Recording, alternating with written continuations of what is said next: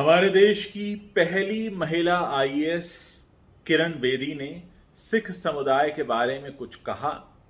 उसके बाद उन्हें अपनी गलती का एहसास हुआ, क्योंकि उनके खिलाफ बहुत सारे स्वर उठने लगे और उसके बाद उन्होंने माफ़ी मांग ली। खबर इतनी सी नहीं है, इसके पीछे कुछ और भी है, वो मैं आपको बताने जा रहा हूँ। पहली बात, एक सवाल अगर मैं आपसे पूछूं कि गलती करने की गुंजाइश कहाँ ज़्यादा होती है, इसके कुछ जवाब हैं। अगर आपकी उम्र कम हो तो अनुभव कम होता है, इसलिए आप गलती कर जाते हैं। अगर आप अनपढ़ हैं, अज्ञानी हैं, तो आप गलती कर जाते हैं। लेकिन किरण बेदी, जो हमारे देश की पहली महिला आईपीएस हैं, ना उम्र में कम हैं, ना अनुभव में कम हैं, ओहदा भी रहा है, जिम्मेदार पदों पर रही हैं, राज्यपाल रही हैं, गवर्नर रही हैं पुडुचेरी की, वो मुख्यमंत्री पद की दावेदार भी रही हैं। एक बहुत सम्मान की नज़रों से देखी जाने वाली एक ऐसी गणमान्य नागरिक रही हैं जिनको एक नहीं, दो नहीं, बल्कि शायद 3-4 पीढ़ियां अब तक इस तरह से देखती हैं कि हाँ, ये थी हमारे देश की पहली महिला आईपीएस, इनके जैसा बनना है। और वो अगर एक सभा में खड़े होकर वो जो छोटे बच्चों में मजाक चलता है, जो शायद अब वो मजाक भी खत्म हो गया चलना 12 बजे को लेकर, आप ऐसा मजाक एक ऐसी सभा में कर रही हैं जहां आप एक पुस्तक के विमोचन के लिए पहुंची हैं, आपको बुलाया गया है as a guest, special guest, और आप वहां जाकर सिख समुदाय पर ऐसी टिप्पणी कर देती हैं। उसके बाद पूरे देश भर से विरोध के स्वर आते हैं और फिर आप कहती हैं कि मैं माफी मांगती हूं, मैं तो वैसे किसी की इंसल्ट नहीं कर रही थी।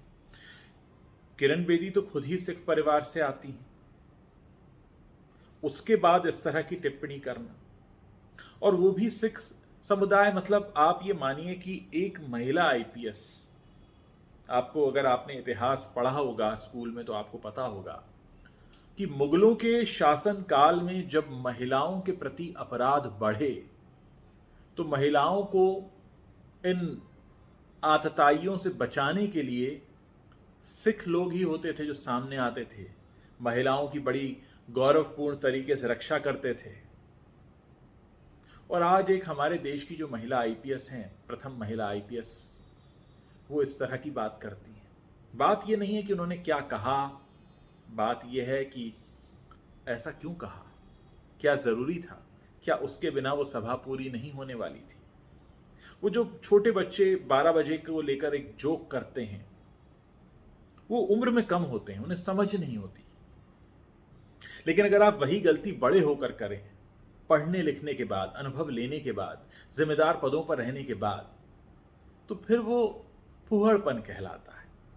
और जिसकी उम्मीद किरण बेदी से कम किसी को नहीं, क्योंकि उनको जिस सम्मान की नज़रों से देखा जाता है, भले ही वो राजनीति में आ गई हों, जब वो राजनीति में नहीं थी उस वक्त भी उनके बारे में तो किस्सा मशहूर है कि उन्होंने देश के प्रधानमंत्री उस वक्त जो थी इंदिरा गांधी, उनकी गाड़ी को भी नो पार्किंग जोन से हटा दिया था। तमाम बातें कही जाती हैं। किरण बेदी एक ऐसा नाम है कि लोग मिसाल देते हैं, और अगर आपके नाम की मिसालें दी जा रही हैं और आप एक भरी सभा में पहुंचते हैं और वहाँ पर ऐसा कुछ कर देते हैं जिससे आपके पूरे जो एक बनी बनाई जो इमेज है उसको धक्का लगता है, और लोगों को भी ये लगता है कि ये ऐसा क्यों बोला इन्होंने। और ख़ासकर आजकल के माहौल में जब आप देख रहे हैं क्या कुछ चल रहा है, ऐसी कोई टिप्पणी कर देना क्या ज़रूरी, क्या उसके बिना आपका कथन पूरा नहीं होता। ये तमाम सवाल हैं जो लोग पूछ रहे हैं। हालांकि किरण बेदी अब अपने कहे के लिए माफ़ी भी मांग चुकी हैं, लेकिन कुछ चीज़ें रह जाती हैं, माफ़ी मांगने के बाद भी रह जाती हैं कि क्या ज़रूरत थी, उसके बिना भी तो हो सकता था। हालांकि उन्होंने कहा है कि वो इंसल्ट नहीं कर रही थी, लेकिन जो वो कहती हैं, वो आपने देखा होगा, वीडियो वायरल हो रहा है, वो कहीं ना कहीं सवाल छोड़ के जाता है। आप लोग इस पर क्या सोचते हैं मुझे बताइए, मैं आपके कमेंट्स पढ़ने का इंतज़ार कर रहा हूँ।